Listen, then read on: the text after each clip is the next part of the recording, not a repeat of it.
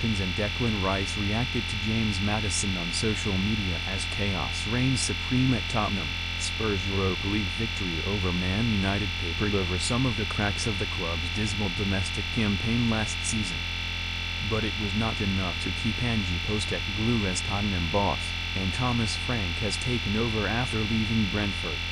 The North London side, keen to avoid another calamitous Premier League campaign, have found life in the transfer market after a slow start. Mohammed Kudus was signed from West Ham, whilst further deals have brought Mathys Tel over from Bayern Munich on a permanent deal, and Kota Takai joined the club from J-League outfit Kawasaki Frontale. However, Tottenham's attempts to bring in Morgan Gibbs-White have resulted in Nottingham Forest threatening to take legal action against the North London side after the midfielder's release clause became public knowledge without the club's consent. James Maddison returns to Tottenham. Following a summer break, Maddison returned to Tottenham's training ground to begin preparations for the 2025-26 campaign.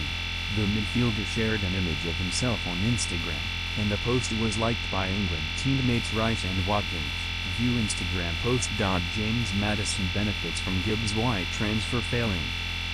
Most Spurs supporters are likely gutted that the club's move for Gibbs-White has seemingly fallen through.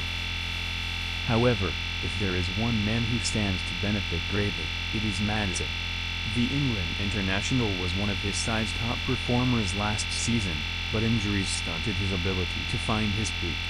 As a consequence, Spurs moved to add more depth and quality to the number 10 position that Maddison usually occupies.